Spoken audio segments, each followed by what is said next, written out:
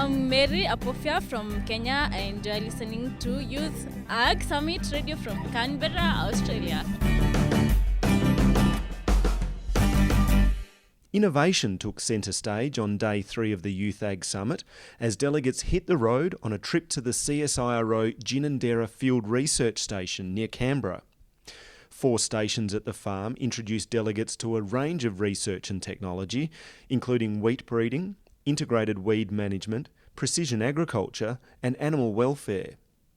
Australian delegate Bridget Byrne, who grew up on a farm in Victoria, is currently studying science at university and so was naturally drawn to the CSIRO Advanced Phenomics and Wheat Breeding Station. Well, it was great to see Australian scientists leading the way in innovating agriculture.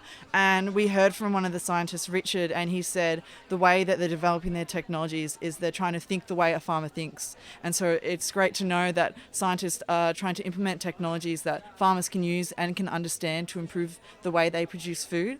And it would be very imperative in the future when we use these new technologies to increase yield, increase production, and makes farming more sustainable and more efficient. And can any of it have an impact beyond our borders? Oh, we can export all the technologies we are creating into other countries, into other developing countries, to improve their yields and increase the overall world production system in agriculture. Bao Nguyen Vinh from Vietnam says he learnt plenty from the GRDC station, where the relationship between levy-paying Australian grain growers and the research organisation was explained. In Vietnam, it's quite different. The farmers, they are the huge lack of technology and knowledge and skill, and they don't know how to collaborate with different government or researchers to help improve the productivity. So after this station, I really want to understand more and find out more the way how they can collaborate with the researcher to improve their knowledge and skills so that they can improve the productivity very well. And if we look at the bigger picture of feeding a hungry planet and what the summit's all about, do you think there are some real lessons there about engagement between researchers and farmers?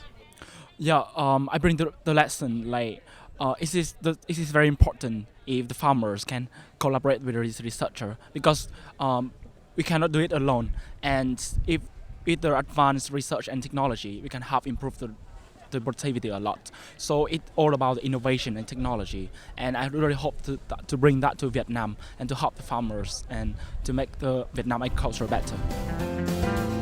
Hi, I'm Bram from Belgium. You're listening to Youth Ag Summit Radio from Canberra, Australia. Meanwhile, at the Precision Agriculture stand, the John Deere representatives were explaining how their technology works in the field, including the benefits of data capture and analysis for improving farm efficiency.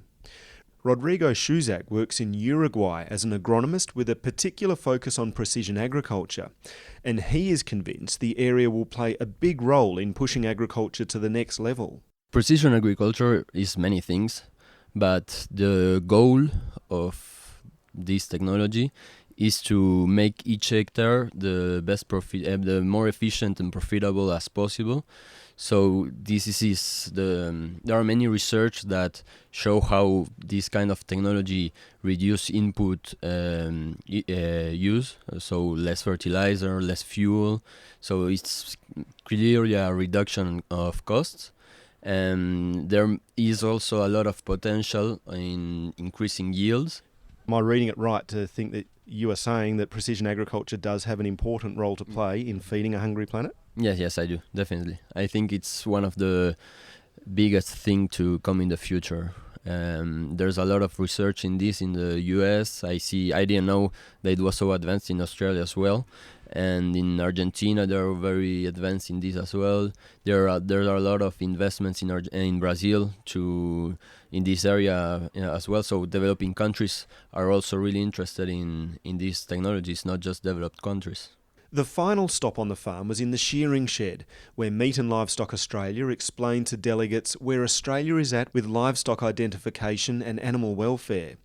Hamish Clark is studying a Masters in Agricultural Science in New Zealand, looking into robotic milking. He also wrote an essay to be accepted into the 2015 Youth Ag Summit on the importance of having information transfer between customers and producers. So learning about where Australia is at with electronic recording of livestock information was right up his alley. We talked a lot about data collection and utilisation of that within production systems and how we can start to actually make better decisions on farm for our livestock production systems. There's a couple of different elements really. You're talking about sort of extra productivity and risk management, but also animal welfare as well. So how does that all feed in together to this overall theme you guys have of feeding a hungry planet? Where does this fit in your discussion? Well, it's really important that we all, some of the things we talked about today is around learning and around about efficiencies of productions, and this is really important here because animal welfare is really around efficiency things. Happy, or not necessarily happy, but calm, and calm animals produce the best. And one of the things we want to do with the animal health here is animal health is one of the things you can really leverage. It might be a little thing, a little preventative cost, but you can actually get a lot out of it.